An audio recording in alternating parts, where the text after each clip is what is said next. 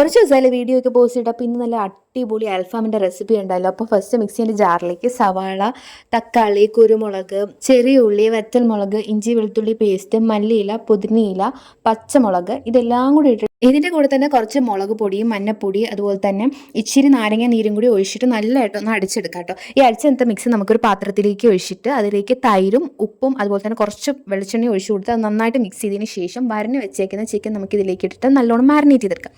ഈ മാരിനേറ്റ് ചെയ്യുമ്പം നല്ലതായിട്ട് വരഞ്ഞ ചിക്കൻ ആയിരിക്കണം. പിന്നെ അതുപോലെ തന്നെ കുറച്ചൊന്ന് അടിച്ച് പരത്തിയ ചിക്കൻ ആയിരിക്കണം. ഇല്ലാന്നുണ്ടെങ്കിൽ എനിക്ക് പറ്റിയ പോലെ കുറച്ച് ഭാഗം കുറച്ച് ഹാർഡായിട്ടുള്ള ഭാഗങ്ങളൊക്കെ കുക്കായിട്ട് വരാത്ത പോലെ ഉണ്ടാകും. അപ്പോൾ നന്നായിട്ട് മാരിനേറ്റ് ചെയ്ത് മിനിമം ഒരു 2 മണിക്കൂറെങ്കിലും ഫ്രിഡ്ജിൽ വെക്കുക. ഇല്ലാന്നുണ്ടെങ്കിൽ എന്താ പറയുക, മസാല ഒന്നും പിടിക്കത്തില്ല.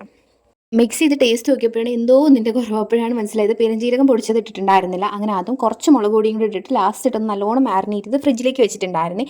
ഞാനിത് ഓവനിലായിരുന്നു കേട്ടോ ഗ്രില്ല് ചെയ്തിട്ടുണ്ടായിരുന്നത്. അപ്പോൾ ഓവൻ്റെ ഗ്രില്ലിലേക്ക് കുറച്ച് ഓയിൽ തേച്ച് പിടിപ്പിച്ചതിന് ശേഷം ഒരു ചിക്കനായിട്ട് എടുത്ത് വെച്ച് കൊടുക്കുക. ഒരു 250 ഡിഗ്രി സെൽഷ്യസിൽ ഒരു 50 മിനിറ്റ് മേൽഭാഗവും 50 മിനിറ്റ് താഴ്ഭാഗവും. അത് ചിക്കൻ്റെ കട്ടി അനുസരിച്ചിരിക്കും വേവിക്കുന്ന ടൈം എന്ന് പറയുന്നത്.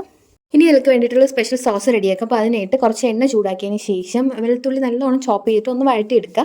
ഇതിലേക്ക് വറ്റൽമുളക് പൊടിച്ചതും കൂടി ചേർത്ത് കൊടുത്തിട്ട് നന്നായിട്ടൊന്ന് വഴറ്റിയെടുക്കുക. കരിഞ്ഞ് പോകേണ്ടത് നോക്കണം. ഇനി ഇതിലേക്ക് ടൊമാറ്റോ സോസ് ഒഴിച്ച് കൊടുത്ത് ജസ്റ്റ് ഒന്ന് ചൂടായതിന് ശേഷം ഒരു ഇച്ചിരി സോയ സോസും കൂടി ചേർത്ത് നല്ലോണം ഒന്ന് മിക്സ് ചെയ്യുക. ഇതെല്ലാം ഒന്ന് നല്ലവണ്ണം ചൂടായി കിട്ടിയതിന് ശേഷം അടുപ്പത്തുനിന്ന് മാറ്റിയിട്ട് കുറച്ച് തേൻ ഒഴിച്ചു കൊടുക്കുക. നമ്മൾ ഹണി അൽഫാമാണ് ചെയ്യുന്നത്, അപ്പോൾ തേൻ ഒഴിച്ചു കൊടുക്കുക. ഞാൻ അടുപ്പിൽ നിന്ന് മാറ്റിയിട്ടാണ് തേൻ ഒഴിച്ചിട്ടുണ്ടായിരുന്നത്. അപ്പോൾ ഇത് നമ്മുടെ ചിക്കനൊക്കെ നന്നായിട്ട് ഗ്രില്ലായിട്ട് വന്നിട്ടുണ്ടായിരുന്നു. ഇനി ഇതിലേക്ക് ഈ സോസ് കുറച്ചൊന്ന് തേച്ച് പിടിപ്പിച്ച് കൊടുക്കുക. അതിന് ശേഷം ഒരു 2 മിനിറ്റും കൂടെ ഒന്ന് ചൂടാക്കിയിട്ട് നമുക്കിത് സെർവ് ചെയ്യാം. അപ്പോൾ വീഡിയോ ഇഷ്ടമാണെങ്കിൽ ലൈക്ക് ചെയ്യുക, ഷെയർ ചെയ്യുക, സബ്സ്ക്രൈബ് ചെയ്യുക. ഇത്രയേ ഉള്ളൂ.